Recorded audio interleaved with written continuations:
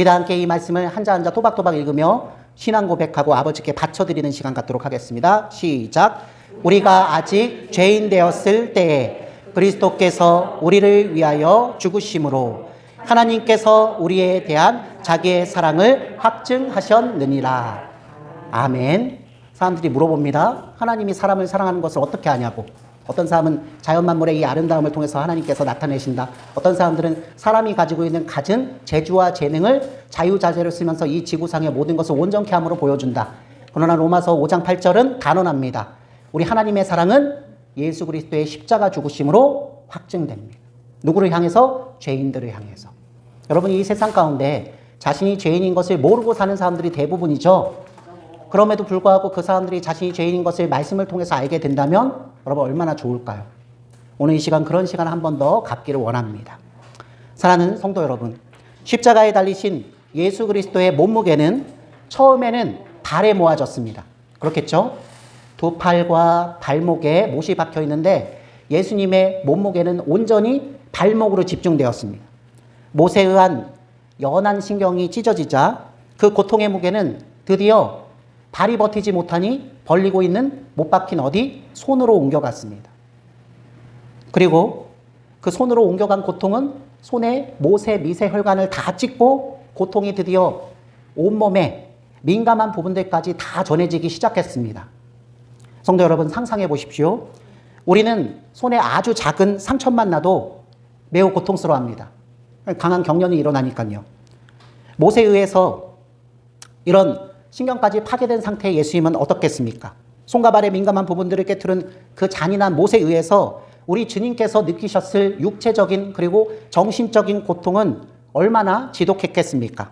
모든 종류, 이 세상에서 헤아릴 수 있는 모든 종류의 고통이 아마 교차했을 것입니다. 주님의 온몸을 괴롭혔습니다. 사랑하는 성도 여러분, 예수님께서 고통받으신 이때에도 원수들은 그분께 손가락질을 하고 조롱하고 모독하는 말들을 뱉어내기 시작했습니다. 주님께서 그 아버지 하나님을 향해서 기도를 드리기 시작하자 원수들은 빈정거리면서 그 고통당하시는 모습에 너무도 즐거워했습니다. 요한복음 19장 28절 말씀, 내가 목마르다는 이 주님의 말씀에 그 원수들은 모략 섞은 포도즙을 예수님 입에 갖다 대었습니다. 그리고 잠시 후에 주님께서는 이렇게 말씀하셨습니다. 요한복음 19장 30절 말씀입니다. 다 이루었다. 도대체 예수님께서 그 고통을 받으시면서 다 이루신 것이 무엇일까요? 여러분, 오늘 우리가 읽었던 로마서 5장 8절에 그 답이 적혀 있죠. 성도 여러분, 예수님께서는 사실 당신을 향해서 예정된 슬픔과 고통을 온전히 견디신 것입니다. 예수님께서는 본래 아버지와 한 몸을 이루며 하늘나라에 계셨잖아요. 그런데 먼 과거에 아버지와 아들 사이에서 죄인인 우리들을 향해서 약속을 맺으셨습니다. 인간이 부패하고 타락하여 자기 힘으로, 자기 행시로, 자기 행위로 하나님 앞에 의로움을 받을 수 없을 때에는 누가 대신 두 번째 아담인 우리의 대표 선수가 되는 예수님께서 이 세상에 오셔서 인간의 몸을 입고 우리 대신해서 죄값을 다 치르시기로 말입니다. 이것을 소위 우리가 무엇이라 하죠? 은혜의 언약이라고 합니다. 은혜의 언약이라고 해요. 여러분, 우리 예수님께서는 사실 예정된 슬픔과 고통을 당하셨다는 사실을 절대로 잊지 마십시오. 어느 날 우연히 사건이 진행돼서 사람들의 참수하고 고소하는 일이 있어서 예수님께서 죄인으로 붙잡혀서 십자가를 어느 날 갑자기 지신 것이 아니십니다. 구약 성경 전체를 통해서 예언되고 또 예언되었 날 그때가 이뤄서 모든 죄인들이 용서함을 받기 위해서 하나님의 계획하신 그날에 이 일이 실행된 것입니다. 하나님의 공의의 값을 예수님께서는 완벽하게 지불하셨습니다. 그리고 예수님께서는 이전까지는 전혀 하시지 않던 일을 하셨습니다. 그것이 무엇일까요? 바로 그 아버지 앞에 우리 죄값을 온전히 치르기 위해 당신의 생명, 당신의 목숨까지, 당신의 영혼까지 온전히 다 바치신 일, 즉 영혼이 떠나가는 일을 허락하신 것입니다. 소위 얘기해서 예수님이 자살한 것이라고 몰아붙이는 사람들도 있는 듯합니다. 그러나 예수님께서는 본래 하나님이시기 때문에 죄인들을 위해서 자기 목숨을 스스로 내놓으신 것이죠. 스스로 자기 영혼을 내놓으신 거예요. 절대 잊지 마십시오. 나를 위해서, 이 자리에 있는 여러분 한 사람 한 사람을 위해서 예수님께서 죄값을 온전히 치르신, 욕을 먹고 조롱을 당하고 매질을 당하고 채찍질을 당하고 사람들에게 벌어지고 하나님께도 벌어지고 자기의 제자들에게도 다 벌어지는 그 고통과 수치, 모든 것을 다 겪으신 후에 기어이 생명까지 다 내놓으셨습니다. 왜 그렇게까지 하셨을까요? 왜? 사랑하는 성도 여러분, 지금까지 수많은 성도들은 우리 주님의 이 육체적 고통을 가장 사모하는 마음으로 깊이 묵상했습니다. 우리가 소위 얘기해서 사순절이라고도 하고요. 고난주간이라고도 하죠. 1년에 한 번쯤은 한 주만큼은 우리 주님께서 받으신 그 고통, 본래는 내가 받아야 되는 것이잖아요. 만약에 우리 주님을 만나지 못하고 평생 이 지상 세계 속에서 여러분 옛사람의 성품을 가지고 욕정과 이익으로만 사는 분들은 여러분 어떤 일을 겪게 될지 아시죠? 어쨌든 우리의 믿음의 선진들은 우리 주님께서 겪으신 이 육체적인 고통을 날마다 사모하는 마음으로 묵상했습니다. 저도 그것을 주저하지 않습니다. 여러분도 그러실 것이라 저는 믿습니다. 두려움에 떠는 죄인들이 구속주의 고통스러운 이 채찍의 맞으심 속에 있는 구원을 보게 될 것을 말입니다. 성도 여러분, 우리 주님께서 당하신 육체의 고통을 이 언어로 다 묘사하기란 그렇게 쉽지 않습니다. 오늘 제가 잠깐 한 2, 3분 정도 묘사했는데 저 역시 이것을 완전히 묘사하는 데 있어서는 실패했음을 깨끗이 인정합니다. 하물며 그 당시 십자가 위에서 예수님께서 겪으신 육체가 아닌 정신, 영혼의 고통은 어떠했을까요? 여러분, 소위 얘기해서 우리가 한, 우울증, 무기력증, 분노,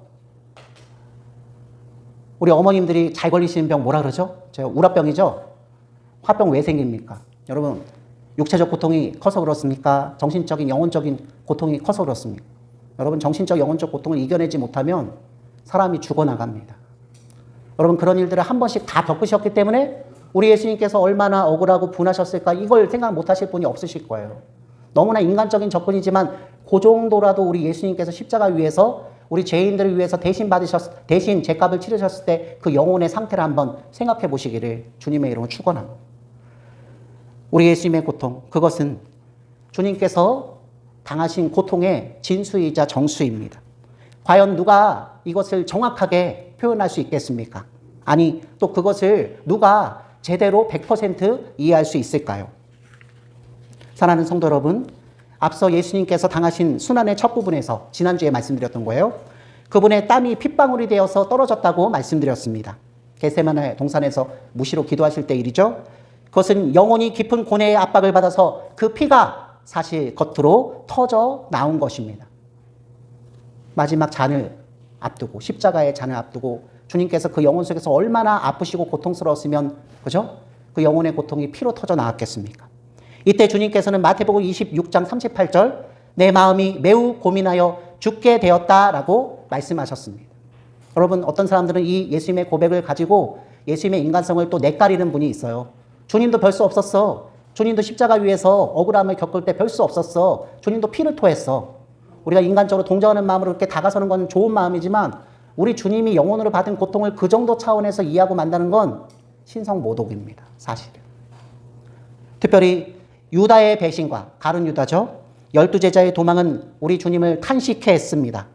하지만 그분의 심령을 내리누른 참된 압박은 바로 이 자리에 앉아있는 저와 여러분의 죄의 무게 때문이었습니다.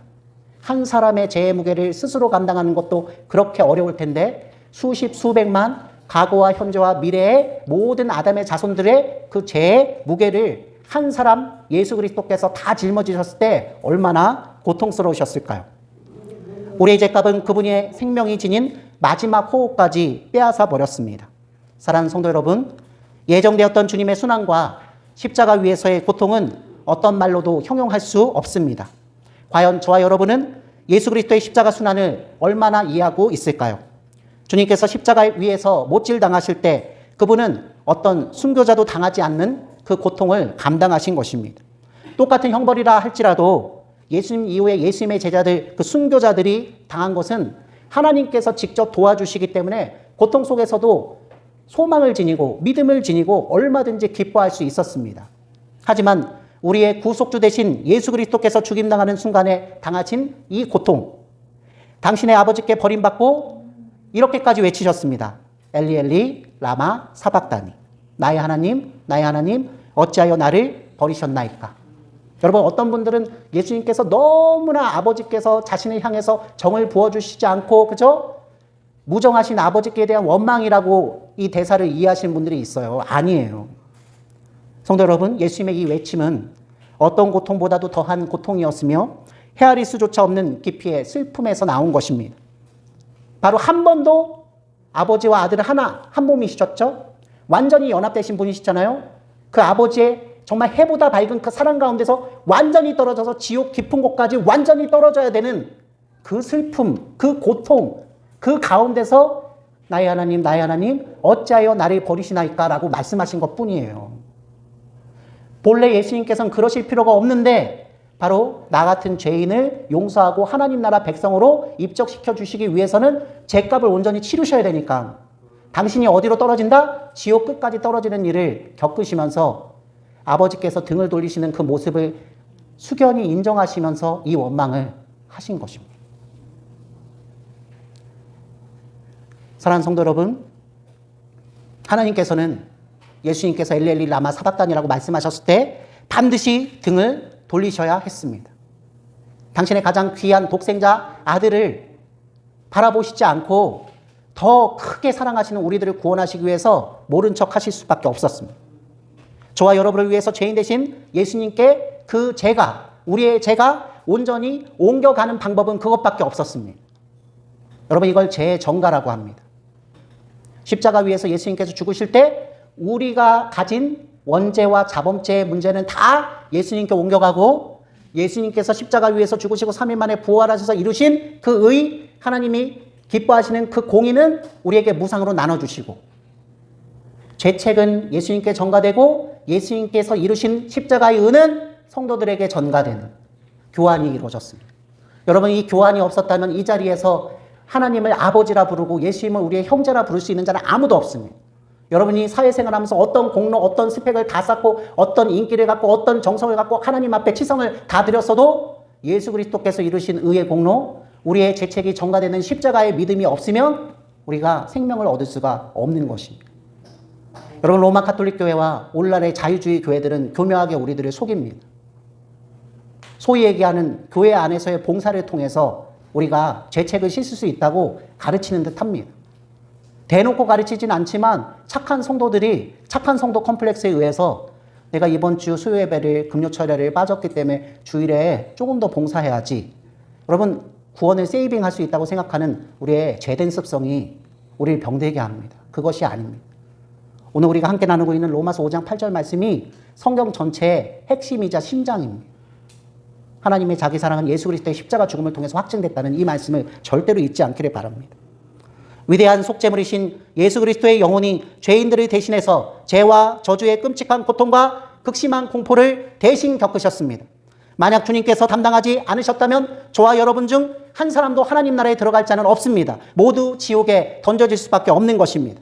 갈라디아서 3장 13절 나무에 달린 자마다 저주 아래에 있는 자라, 이 말씀의 의미를 우리는 전혀 알지 못하는 상태로 살아가게 될 것입니다. 사랑하는 성도 여러분, 오직 주 예수 그리스도께서 대속하심으로, 우리 대속의 고통 받으심으로 우리 죄의 문제가 해결될 수 있습니다. 주님의 채찍 맞으심은 이러한 의미에서 우리를 위함입니다. 누굴 위해 모독당하셨고, 누굴 위해 저주당하셨고, 누굴 위해 채찍 맞으셨고, 누굴 위해 매질당하셨고, 누굴 위해 십자가 위에서 피를 흘리셨는가. 우리 순전한 성도 여러분, 여러분 형편이 어떻게 되든지 간에 이를 잊지 마시고 원수 마귀들이 그만 믿어라, 중간만 해라, 시대가 변했으니 그런 치성과 정성 하나님께 보여도 너는 여전히 아프지 않느냐 라는 말에 절대로 속지 마십시오. 이 세계가 끝이 아니지 않습니까? 우리 한 번 죽는 것은 예수님을 알지 못한 사람들에게는 심판이지만 예수님을 아는 백성들에게는 천국으로 가는 것입니다. 우리 영혼이 먼저 낙원으로 가고 우리 몸은 모든 사람들과 마찬가지로 육신으로 썩어질 것이지만 우리 구주 예수님께서 구름 타고 오시는 그날이 될 때 다시 우리 영혼과 우리 육신은 가장 아름다운 모습으로 주님이 부활하신 것처럼 우리도 부활의 다음 열매, 마지막 열매로 반드시 일어납니다. 일어나서 저 지평에서 열리는 새하늘과 새 땅 가운데서 승리의 계가를 부르며 우리 예수님과 함께 영원한 나라를 함께 통치하는 일에 우리가 참여하게 될 것입니다. 주님의 그 새 옷을 입고 분명히 그곳에서 우리는 서로 기뻐하며 정말 우리가 예배 시작할 때 상호 인사한 것에 100배, 1000배 더하게 우리 예수님이 약속하신 것이 정녕 사실이구나, 우리가 승리했다라고 이 세상 그 어떤 목소리보다 더 표현할 수 없는 기쁨으로 이렇게 표현할 것입니다. 저는 여러분 볼 때마다 또 새깁니다. 제가 젊은이들만 보면 저도 잘 몰라요. 청년들, 학생들만 보면 이 친구들은 여기에서의 미래가 남아있으니까 이런 얘기들이 아직 안 통합니다. 애달프지만 때가 돼야지 통할 것이라 믿어요. 우리 하나님 자비하셔서 젊은 사람들 기다려 주시니까요. 근데 여러분들은 좀 다르지 않습니까? 이제 오늘 준비한 말씀을 마무리하겠습니다. 성도 여러분, 혹시 이런 의문이 드십니까? 그래도 내 죗값을 치르기 위해서 내가 해야 할 일이 있지 않을까? 여러분 누구든 할 수 있는 질문이죠? 이에 대해서 제가 말끔히 답변 드리겠습니다. 우리 죗값을 치르기 위해서, 완전히 치르기 위해서 내가 할 일은 사실상 아무것도 없습니다. 도리어 해야 될 일이 딱 하나 있는데 예수님께서 십자가 위에서 대신 치러주셨다는 것을 믿는 것밖에는 우리 할 역할이 없어요. 이걸 믿기 위해서 저번 주에 우리 말씀 나눴죠. 여러분 믿고 싶은데 믿어질지 않을 때는 어떻게 해야 된다 그랬죠? 자료조사를 해야 된다고 했죠. 이것도 읽어보고 저것도 알아보고 당사자도 만나보고 다른 사람들의 평가도 들어보고 그죠? 여러 가지 것들을 모아놓고 객관적 판단을 해야 된다고 했죠. 여러분 신앙생활 할 때 그냥 믿는 분들이 계신 것 같아요. 그런데 우리 예배 시간에 거의 절반을 차지하는 이 말씀 나누는 시간이 바로 그 역할을 해요. 여러분 어떤 교회에서는 찬양을 50분 하는데 말씀은 10분. 왜냐면 찬양을 통해서 우리 신앙 고백 다 했고 하나님께서 우리 정성을 다 받으셨다 생각해서 찬양 끝나고 나서 말씀 선포되는 시간은 사실상 의미 없이 보내는 교회도 있는 듯 합니다. 네, 제가 다시 한번 강조드립니다. 오늘도 마찬가지지만 늘상 들어왔던 십자가에서 고통받으신 예수님에 대한 이야기지만 성경의 이야기를 그대로 듣는 것은 달라도 뭐가 달라도 다릅니다. 성령님께서 말씀의 해석자로서 여러분 가슴속에 우리들 회중 가운데 계셔서 우리처럼 어리석고 연약하고 현실밖에 모르는 사람도 이 사실을 믿게끔 믿음을 부여해 주시면 아멘 하게 되어 있습니다.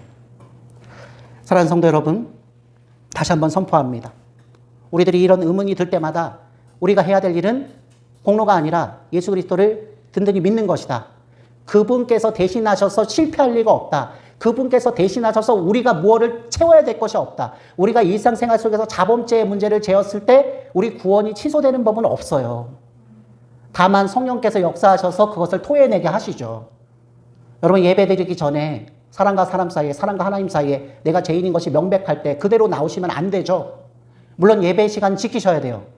그러나 항상 하나님 앞에 또 사람들 앞에 너무나 죄가 명백하게 드러날 때는 사과하고 오세요. 여러분 마음 편하자고 하시는 것이 아니라 여러분이 오늘 주기도문에서 명령하신 것처럼 하나님께 그런 사랑을 받는 존재인 것을 인정하기 때문에 그렇게 꼭 하셔야 돼요. 사랑하는 성도 여러분, 예수 그리스도의 채찍질 맞으심으로 저와 여러분은 낫게 되었습니다. 그분은 맞아서 죽게 되었는데 우리는 도리어 낫게 되었습니다. 예수님께서 채찍질 맞을 때마다 우리 죗값이 누구께 옮겨갔기 때문에 예수님께 옮겨갔기 때문에 우리는 낫게 되었습니다. 지금 여러분들이 앓고 계시는 병도 마찬가지입니다. 예수님께서 전부 가지고 계시기 때문에 여러분이 동일한 믿음으로 예수님 앞에 고하면 예수님께서 그 복을 주십니다. 겉으로는 치료되지 않는 것처럼 보일 거예요. 그러나 여러분 영혼이 먼저 평강을, 기쁨을, 영원한 소망을 갖고 있기 때문에 내가 여기서 조금 아프면 어때? 내가 여기서 조금 더 적게 살면 어때? 나는 주님 안에서 모든 것을 다 가지고 있는 자인데 여러분 그 확신에 그 신앙 고백을 반드시 하게 되실 것입니다. 그런데 여러분 생각해 보십시오. 어떤 비유를 제가 드릴게요. 조금 더 쉽게 말씀드리려고. 어떤 연고가 있다고 합시다. 그 연고의 치료 효과가 좋다면 그 위에 붕대를 덧댈 필요가 없습니까? 그냥 연고만 바르면 됩니까? 아니죠. 믿음도 이와 마찬가지입니다. 믿음은 그리스도라는 화목의 연고와 저와 여러분이 지닌 제 상처를 결합시키는 붕대가 결합되는 것입니다. 내 죄값을 내가 죄인인 것을 인정하고 그 죄를 용서받을 수 있는 예수님 앞에 달려나가는 게 믿음이에요. 여러분이 예수님께 뭐 치성을 드리고 헌금을 하고 예배 시간을 지키고 교회에 20시간, 30시간 있으면서 봉사를 하면서 가는 게 아니라 주님이 다 아십니다. 주님을 통해서 제가 새 사람 될 수 있습니다. 우리 영혼에서부터 그것을 전인격에서부터 인정해서 그것에 매달리는 그것이 믿음입니다. 다시 한번 말씀드립니다. 믿음 그 자체로 죄를 해결하는 것은 아닙니다. 우리가 믿는다고 해서 우리 죄가 그냥 해결되는 게 아니에요. 예수 이름으로 믿습니다. 수백 번 고백한다고 그렇게 되는 게 아니에요. 그 믿음의 내용이 중요하죠. 무엇을 믿습니까? 우리 주 예수 그리스도께서 십자가 위에서 나를 위해서 죄값을 온전히 치르시고 나는 용서받고 하늘의 백성 세 사람이 되었다라는 그 내용을 믿고 붙잡는 것, 그것이 우리를 낳게 합니다. 이렇게 반문하는 분도 계실 것입니다. 하지만 우리가 회개는 해야 하지 않습니까? 네, 물론 회개는 해야 합니다. 그리고 참된 성도라면 반드시 회개하게 될 것입니다. 왜냐하면 회개란 치료가 일어나고 있다는 첫 번째 신호이기 때문입니다. 주님, 저는 제가 어떻게 노력을 해서 하나님 앞에 제 값을 조금이라도 씻을 수 있다고 생각했는데 그 생각 자체가 연약하고 불완전하고 그것 자체가 죄였습니다. 마치 어린아이들이 유리병을 깨고 화병을 깨고 부모님께 혼날까 봐 그것을 계속 숨기고 있다가, 그죠? 가슴이 두근두근, 심장이 두근두근, 일상생활 아무것도 못하다가 어느 날 아버지가 발견하고는 화를 내시기는커녕 괜찮다 위로해 주시는 그 자비로운 목소리 들었을 때 그 아이가 지금까지 힘들었던 그 고통이 한 번에 터져버리고 울어버리잖아요. 바로 그것입니다. 바로 그것이에요. 진짜 회개는 바로 그런 것입니다. 그때 비로소 아버지 잘못했습니다. 제가 처음부터 말씀드렸으면 참 좋았을 텐데요. 제 나름대로 해결해 보려고 노력했습니다. 알바도 했고요. 돈도 모았고요. 화병을 사러 동대문 시장에도 갔는데요. 똑같은 게 없었어요. 못 갚아요. 갚지 못하는 것은 아버지께서 탕감시켜 주시면 되지 않습니까? 네? 하나님이 그만한 힘과 지혜와 능력과 무엇보다 사랑이 없으실까요? 이 세상에 주홍빛보다 더 진한 죄를 지은 어떤 사람일지라도 자기가 죄인인 것을 인정하고 예수님 때문에 자신이 용서받을 수 있다는 이 사실 하나를 붙잡고 나가는 사람은 하나님이 받아주시기로 창세전부터 결정하셨습니다. 작정하셨습니다. 그의 아들과 함께 작정하시고 십자가 위에서 예수님께서 죽으심으로 확증하셨고 이제 성령님을 통해서 우리 한 사람 한 사람 미련한 우리 인생 가운데 우리를 만나주심으로 우리를 통해서도 확증하셨어요. 여러분이 증인이세요. 여러분이 증인이니까 여러분의 배우자, 여러분의 자녀들, 여러분의 이웃들, 여러분을 속여왔던 많은 이웃들을 여러분들이 기어이 용서할 수 있는 거예요. 주기도문에서 예수님께서 아버지께서 나를 용서하셨으니 이웃도 내가 용서할 수 있게끔 기도하라고 가르쳐 주셨잖아요. 점점 우리 예수 믿는 사람들이 주기도문의 이 덕목을 잊어버리고 가는 그런 세상을 우리가 삽니다.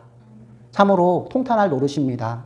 교회 안에서 직분 때문에 싸우고 교회 안에서 돈 문제 때문에 싸우고 교회 안에서 봉사하는 것 가지고도 싸워요. 여러분 그런 걸 생각하시면 이 병원에서 우리 조용하게 수요예배 드리는 것 또 하나님께 한 부분에서 한편에선 또 감사드릴 부분이 없지 않아 있는 것을 제가 압니다. 사랑하는 성도 여러분, 나를 위해 고난당하신 분으로 우리 주 예수 그리스도를 신뢰할 때 저와 여러분은 이 사실을 발견하게 될 것입니다. 예수께서 죽기까지 갚으신 죄에 대해서 하나님께서는 결코 우리를 심판하시지 않는다는 것을 말입니다. 성도 여러분, 공의로우신 하나님께서는 구원의 보증자, 보증인 되시는 예수님께서 대신해서 갚은 빚을 채무자인 저와 여러분에게 다시 갚으라고 요구하시지 않습니다. 하나님이 그렇게 악독한 분이 아니세요. 내 아들 예수가 다 갚았으니 네가 갚을 건 한 방울도 한 톨도 남지 않았다. 이것을 믿으라. 이게 믿음이에요. 이걸 믿기가 우리의 지성과 이성과 우리의 살아온 경험을 가지고 이걸 믿을 수가 있습니까? 오직 말씀은 말씀으로 믿을 수밖에 없어요. 말씀을 해석해주고 예수 그리스도를 생각나게 하는 성령님께서 우리 안에서 역사하시는 것밖에는 도리가 없습니다. 사랑하는 성도 여러분, 다시 한번 선포합니다. 나를 위해 고통당하신 분으로 우리 주 예수 그리스도를 받아들이면 우리를 향한 모든 법적인 책임이 사라집니다. 여러분 이건 법적인 문제예요. 하나님의 의의 심판, 하나님의 그 법정 가운데서 너는 내 아들 예수 그리스도를 믿는 믿음을 가졌기 때문에 내가 너를 내 아들과 마찬가지로 본다. 의롭게 여겨주신다. 여러분 우리가 의롭게 된 것이 아니에요. 의화가 아니에요. 가톨릭 교회와 자유주의 교회는 의화라고 합니다. 믿음에다 행실, 행적을 쌓으면 우리가 점점 의롭게 변한다. 이걸 성화로 잘못 알고 계신 분들이 너무 많아요. 아닙니다. 우리가 믿음으로 착한 일을 하나님께서 원하시는 일을 아무리 행해도 그것 자체로 우리가 구원받는 것은 아니에요. 이미 구원받게 하고 하나님 나라의 백성으로 합당하게끔 우리의 전인격을 다듬어 가시는 그 일련의 과정을 통해서 영광을 돌리는 것 뿐입니다.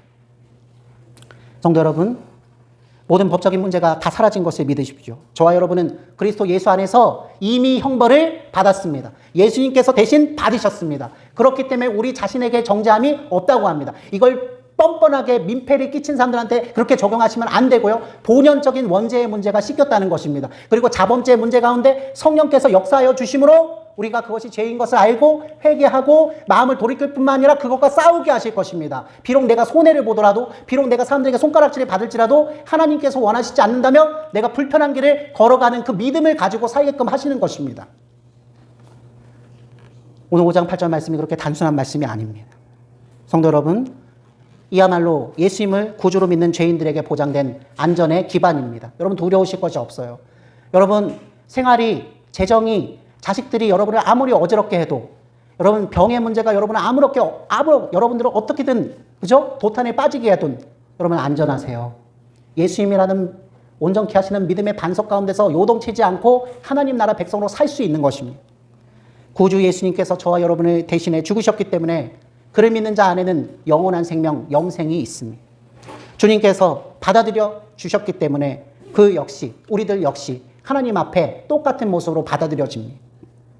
예수님께서 우리의 대속물이 되셨기에, 오늘 설교의 제목이 우리의 대속물 되신 예수님입니다. 나를 대신해서 하나님 앞에 제사함의 값, 희생제물로 바쳐주신 예수님이에요. 절대로 잊지 마세요. 예수님께서 대속물이 되셨기 때문에 그것을 믿는 사람은 반드시 생명을 얻을 뿐만 아니라 참 기쁨과 평강과 자유를 얻습니다. 누구도 그를 해칠 자가 없습니다. 그는 무죄합니다. 지금 이 자리에 모인 여러분께 다시 한번 단도직입적으로 묻습니다. 여러분은 예수 그리스도를 여러분의 유일한 대속물로 소유하시겠습니까? 그렇다면 여러분은 영생과 자유를 이미 얻은 자이십니다. 내가 어떤 행적을 했기 때문이 아니라 예수님을 믿기 때문이죠. 그래서 어린아이도 여기 참여할 수 있어요. 그래서 장애를 가진 분도 여기 참여할 수 있어요. 그래서 여기 중병이 걸린 분도 참여할 수 있어요. 근데 거꾸로 얘기하면 너무 지혜로워서 이것을 이성으로 믿을 수 없다고 하는 분은 참여를 못해요. 너무 가진 게 많아서 지켜야 될 것이 많아서 시간이 없다고 하는 분은 참여를 못해요. 여러분 누가복음과 마가복음에 왕이신 하나님께서 여러분 평범하고 잘난 사람들을 먼저 초대하셨는데 다 거절했어요. 시집가고 장가가고 장사하는 일 때문에 바쁘다고, 그 일 다 끝난 다음에 오겠다고. 여러분 그래서 장마당에 나가서 거지를, 그죠? 몸을 파는 자를, 그리고 노숙자를, 거지를 깨끗이 씻겨서 데리고 오셨어요. 음식을 제공하시고 옷을 제공하시고 왕자로, 공주로 삼으셨어요. 절대 잊지 마십시오. 빛난 면류관 받기까지 험한 십자가 붙들겠네. 축도합니다. 이제는 우리 주 예수 그리스도의 은혜와 하나님의 높고도 진실하신 사랑하심과 성령 하나님의 내주하심과 조명하심과 충만하여 주심이 오늘 말씀을 듣고 한평생 주의 십자가를 붙들며 죄를 회개할 뿐만 아니라 주님께서, 성령께서 주시는 지혜와 담대함을 가지고 그 믿음을 지키며 형제와 이웃과 나 자신과 끝까지 교회를 사랑하며 주께 영광 바쳐드리기를 원하는 모든 환우들과 봉사자들의 남은 일주일의 삶 가운데, 다음 주 다시 만나는 모든 생활의 가정 가운데 이제로부터 영원까지 항상 함께 계실지어다. 아멘.